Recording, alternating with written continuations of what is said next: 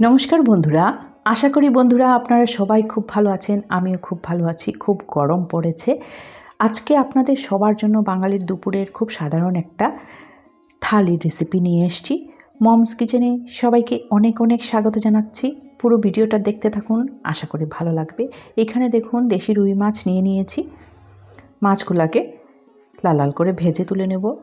এই সময়ে সব ধরনের মাছের মধ্যে প্রচুর ডিম থাকে, তার জন্য এই মাছের পেটিগুলা একদম পাতলা পাতলা। যাই হোক, মাছগুলা এভাবে ভেজে নামিয়ে নিচ্ছি।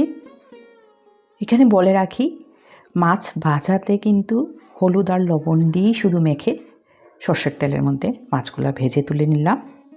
মাছ ভাজার কড়াইয়ের মধ্যেই আরও 2 চামচ সর্ষের তেল দিয়ে 5 ফোড়ন, তেজপাতা, সম্বাস দিয়ে 2টা আলু আগের থেকে কেটে রেখেছিলাম এইভাবে লম্বা লম্বা করে দিয়ে দিয়েছি। মাছের একটা পাতলা আলু দিয়ে ঝোল করব, তার জন্য এর মধ্যে টমেটো একটা কেটে দিয়েছি, স্বাদমতো লবণ, হলুদ গুঁড়ো, জিরে গুঁড়ো, লঙ্কা গুঁড়ো দিয়ে খুব ভালো করে নেড়েচেড়ে ঢাকা দিয়ে 10 মিনিটের জন্য রাখলাম। একদম কম আছে, আলুগুলা একদম ভালো করে সেদ্ধ হয়ে যাবে এই 10 মিনিটে। দেখুন একদম ভালো করে সেদ্ধ হয়ে গেছে। যেহেতু মাছের পাতলা ঝোল, তার জন্য এতে কিন্তু পেঁয়াজ রসুন কিছুই দেই নেই। একদম ট্র্যাডিশনাল একটা মাছের ঝোল, এইভাবেই আমরা করে থাকি। 2 কাপ জল দিয়ে দিয়েছি। মাছের ঝোলটা ফুটতে ফুটতে আরও অনেকগুলো কাজ করে নিচ্ছি। এখানে ফ্রেশ হেলেঞ্চা শাক নিয়েছি। এর আগা দিয়ে বড়া করব, বেছে নেব শাকগুলাকে। তার আগে রোজ তো রেসিপিগুলো একটাই দেখাই, কিন্তু আমরা দুপুরের রান্নাতে কতগুলা কাজ একসাথে করি।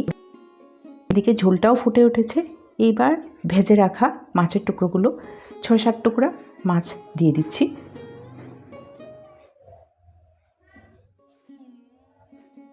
ভীষণ গরম, তাই একটু পাতলা রান্না খেতে ভালো লাগে। আর আমাদের বাঙালিদের 5-6 পদ না হলে তো হয় না। মাছগুলো দিয়ে দিলাম, ফুটে উঠেছে। এইবার অল্প একটুখানি ধনে পাতা দিয়ে দিচ্ছি। এটা বিলাতি ধনিয়া পাতা, আমাদের আসামে এটা পাওয়া যায়। গ্যাসের ফ্লেমটা অফ করে দিলাম। রেডি হয়ে গেছে দারুণ স্বাদের পাতলা মাছের ঝোল। এইবার কড়াইটা ধুয়ে এতে আরও 2 চামচ সর্ষের তেল দিয়ে 5 ফোড়ন, শুকনা লঙ্কা, তেজপাতা, সম্বাস দিয়ে দিয়েছি। এইবার মসুর ডাল সিদ্ধ করে রেখেছিলাম, ডালটা সম্বাস দিয়ে দিলাম। এতে স্বাদমতো লবণ, হলুদ গুঁড়ো, অল্প একটুখানি জিরে গুঁড়ো দিয়েছি। ডালটা ফুটে উঠুক, 2টা কাঁচা লঙ্কাও দিয়ে দিলাম। ডাল রেডি হয়ে গেছে। এইবার হেলেঞ্চা শাকগুলোকে আমি ধুয়ে নিচ্ছি। 2টা কাঁকরোল চাকচাক করে অল্প একটুখানি সর্ষের তেলের মধ্যে এইভাবে ভেজে নিচ্ছি, কারণ কালকের পটলের তরকারি সম্পূর্ণ নিরামিষ একটা রান্না ছিল, ওইটাতে অনেকটা গ্রেভি আছে, তার জন্য কাঁকরোল 2টা এইভাবে মিশিয়ে দিচ্ছি। আমরা জেনারেলি গ্রেভি হোক তরকারি হোক কিছুই ফেলি না, এইভাবে রান্না করে নিলে আরেকটা আইটেমও হয়ে গেল। এতে অল্প একটুখানি লবণ আর চিনি মিশালাম, যেহেতু কাঁকরোলটা এক্সট্রা অ্যাড করেছি। আর কোনো মশলা দিলাম না, কারণ গ্রেভিটাতে অনেকটাই মশলা আছে। তরকারিটা হতে হতে এইদিকে শাক থেকে আগাগুলা বেছে নিচ্ছি, শুধু আগা দিয়ে বড়া করে দেখাবো। তরকারিটা ঢাকা দিয়ে রেখেছিলাম, দেখি কি সুন্দর দেখুন হয়ে গেছে একটা দারুণ রান্না। গ্যাসের ফ্লেমটা অফ করে দিচ্ছি। এইবার বড়াগুলা ভাজবো বলে সাদা তেল একটা ফ্রাই প্যানের মধ্যে পরিমাণ মতো দিয়ে দিলাম। এখানে বেসন আর সুজি দিয়ে একটা ব্যাটার রেডি করে রেখেছি। এইবার আগাগুলা দিয়ে বেসনের সাথে কোট করে গরম তেলের মধ্যে দিয়ে দিচ্ছি। এইভাবে বড়াগুলা হয়ে যাবে।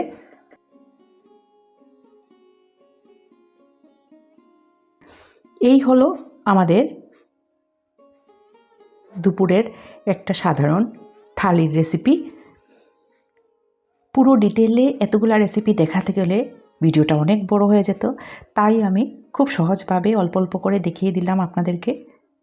মাছের ডিমের বড়াও এর মধ্যে করে ফেলেছি, অল্প পেঁয়াজ কুচি আর হলুদ লবণ দিয়ে।